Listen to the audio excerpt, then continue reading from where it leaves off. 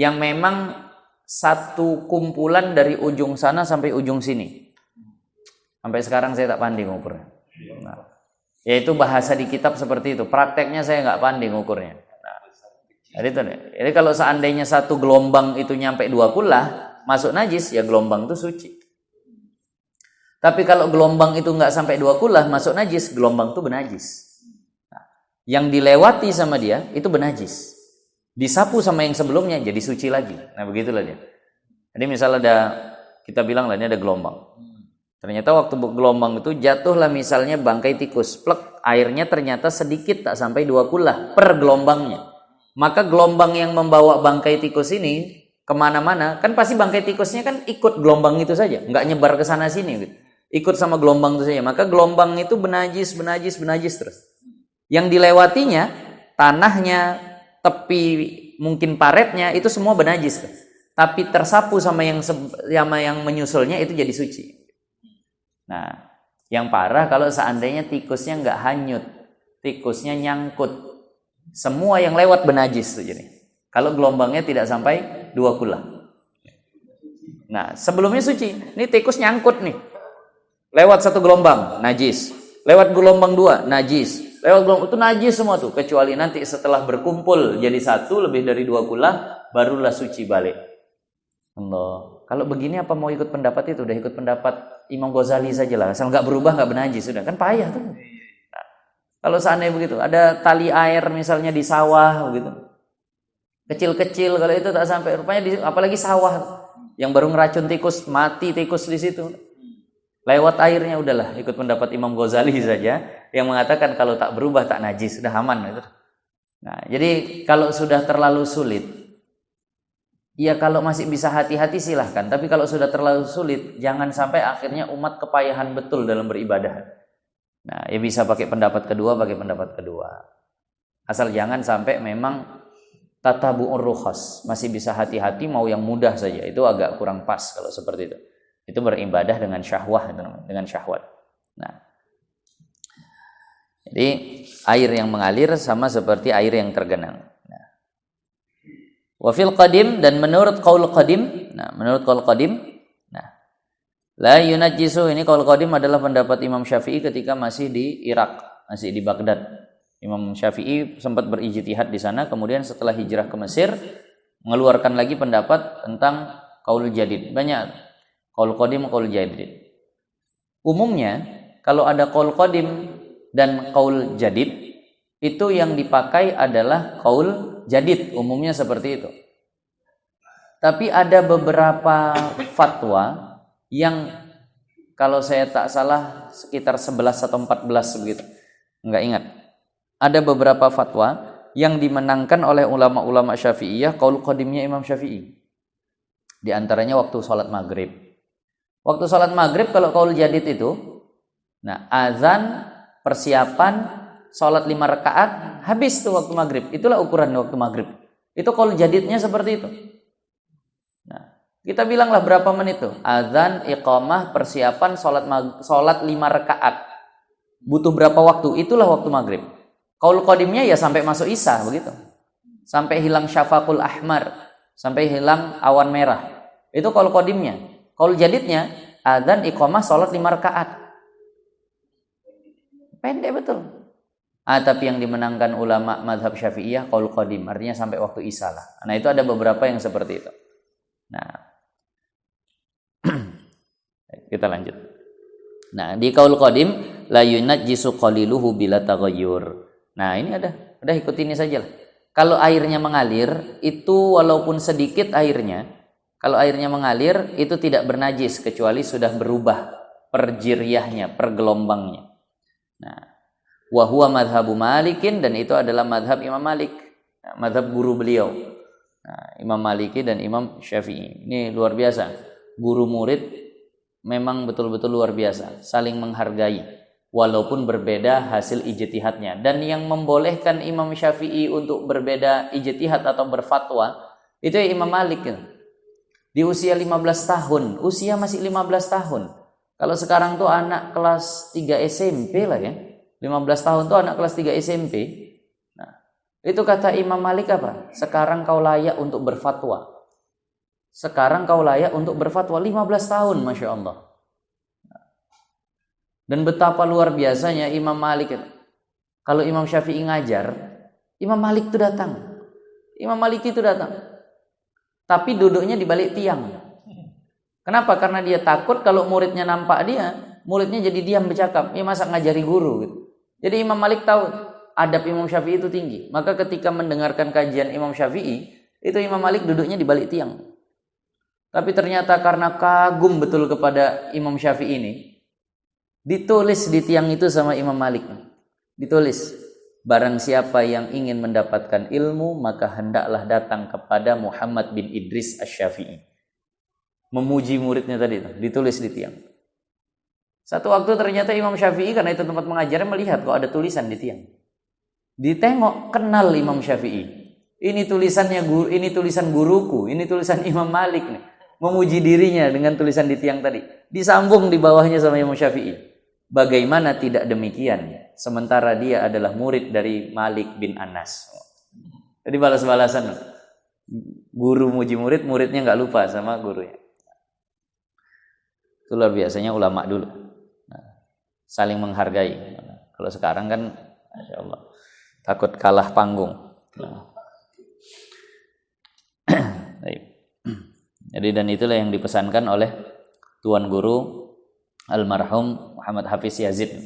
Dia kata guru kami dulu, kalau nanti jadi orang alim, kalau nanti jadi guru, jangan pernah berat lidah untuk mengatakan belajar sama guru fulan, belajar sama kawanku si fulan, dia orang alim, dia jangan pernah berat lidah untuk bilang seperti itu.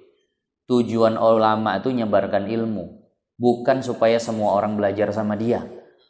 Jadi tujuan ulama itu nyebarkan ilmu. Jadi kalau misalnya yang hajat, belajar sama fulan, wah itu nahunya bagus. Belajar sama fulan, itu hadisnya mantap. Belajar sama fulan, itu tauhidnya luar biasa. Belajar sama fulan, itu fikihnya. Bahkan nggak masalah dia kalau semua muridnya itu pindah kepada orang yang lebih alim. Nah itu tadi. Jadi seperti itu. Nah, sedikit lagi. Nah sampai wasanian.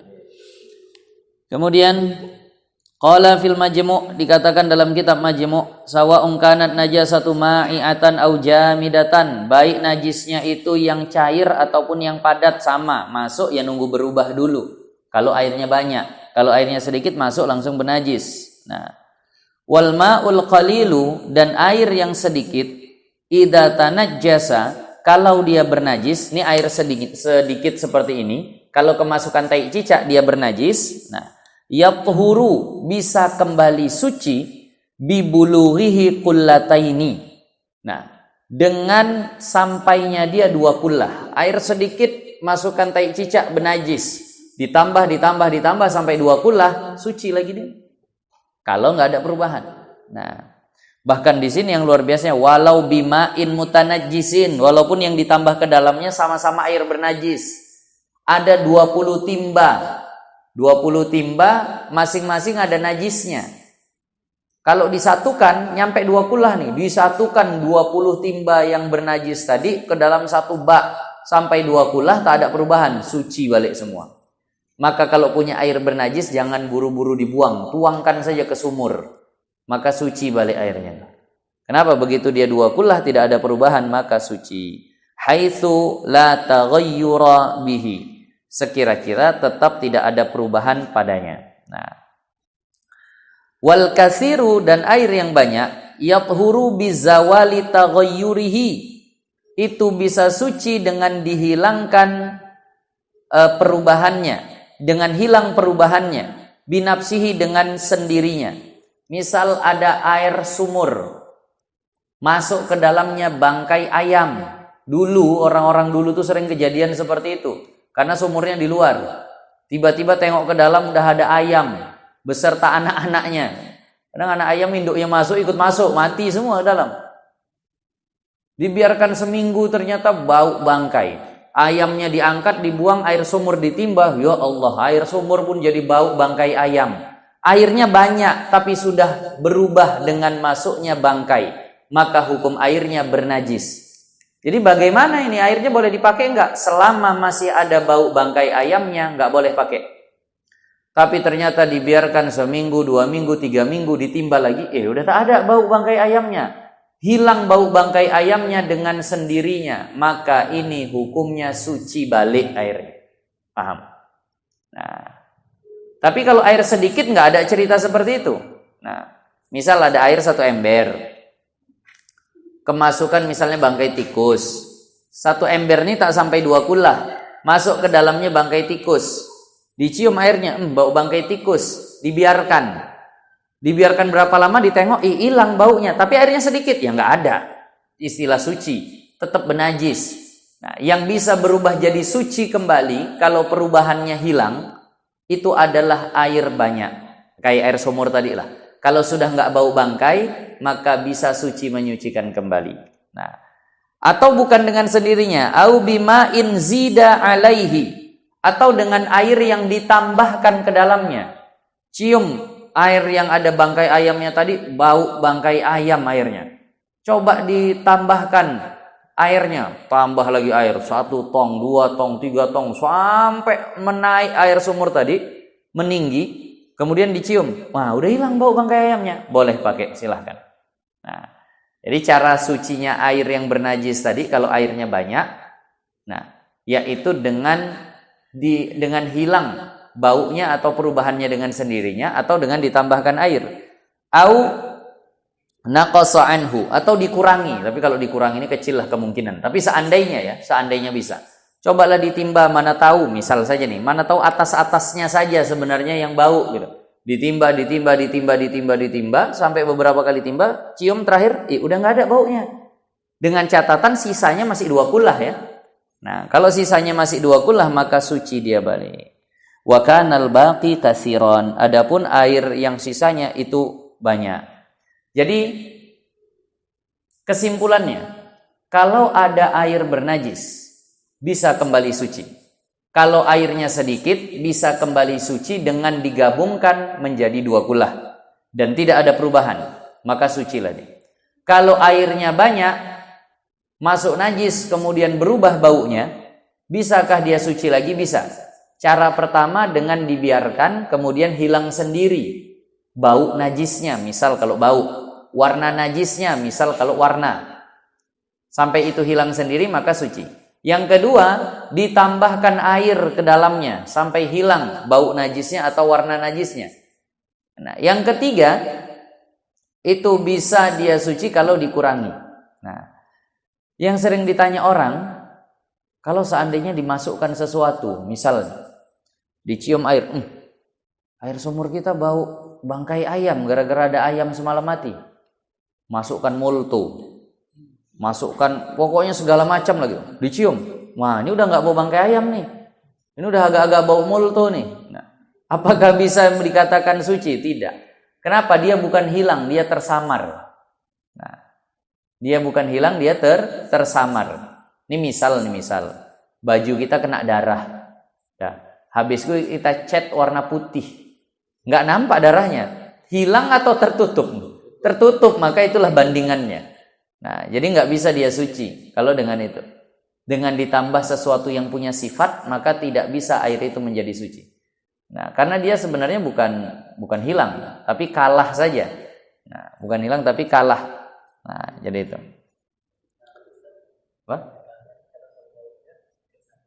Nah, kalau di tangan misalnya, kemudian pakai sabun, kemudian hilanglah baunya.